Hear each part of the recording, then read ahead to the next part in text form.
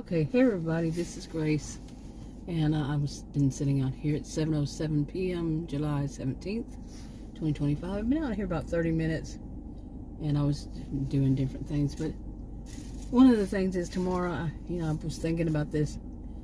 Tomorrow I have to go to a doctor. I was supposed to have an appointment today, but 2 days ago, their office called and said that the doctor is going to have an emergency today and won't be here. I always think that sounds really interesting. He's going to have an emergency today. This doctor I've never seen before.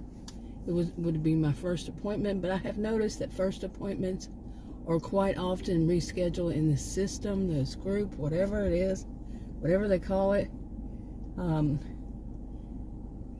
So many doctors that, I'm not talking just in-network doctors, I'm talking doctors that, however they put it, I really don't know. They're a group. They all work for the same people, the same group, whatever it is.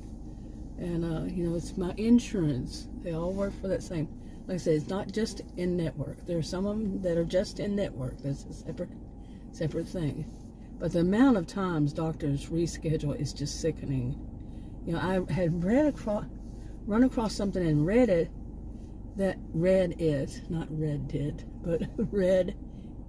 it said that in Texas there's a problem. I don't even remember where I read it, but there's a problem with people getting good health care because it takes, basically, to paraphrase, like I said, I don't know who to credit for it, but it was saying that people die because it takes so long, basically. People their health gets worse because it takes so long to get things done. And I have complained about this. How long? Seriously. You go to doctors. I went starting 2 years ago in April. It was 2 years in April that I started complaining about some problems that I had. Never got a diagnosis. Getting a diagnosis is like, whoa. I was so impressed when I went to an ER, because I had been to ERs like crazy since I had gotten this insurance. Finally went to a different one within their system, within their group, within their whatever you call it. And he says, I know exactly what this is, and he diagnosed it. I was just amazed. I was so shocked. And that's sad. That I would be shocked that a doctor is actually going to diagnose a health problem. It's very sad. Seriously. But they can really say, and I learned this when I first got the insurance, and I canceled it, and then I got it back the next year. But when I first got it, it was the woman took a whole bunch of tests, didn't tell me that it was going to be a whole bunch of tests, a blood test, blood work, and I'm like, I learned back then, this is what they do, as many blood tests as they can take. I wonder what kind of cut they get off of that. Really? Or is it just that they get a cutoff if they make money for the practice or something? I don't even know if they call them separate practices. I think it's all within a system, just different specialties or something like that. I wonder. I do really wonder. And it's just unbelievable how many tests they want to take. I've gotten sick of it. There's one of them, a new one. He wants to take this test, which actually could cause me problems.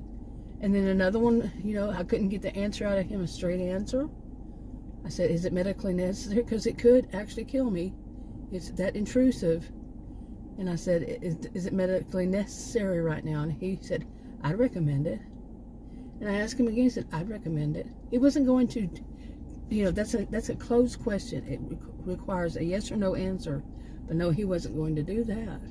And then Adam called him. I don't know if Adam did it on purpose. I asked him, and he doesn't even answer it. Oh my gosh, what is this? Oh man. But he kind of caught the guy by asking a question that was more self-centered. Really, it was about himself. It was about Adam himself and what he had been told, but he didn't put it that way. And then the doctor answered, and it was like, did you catch that, Adam? he answered for Adam, but he wouldn't answer for me. So, Long story short, I changed doctors. I fired him. I don't want to see him again. And it wasn't really even because of that.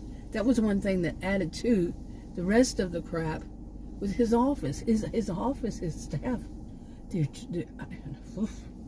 My goodness, horrible. They really are.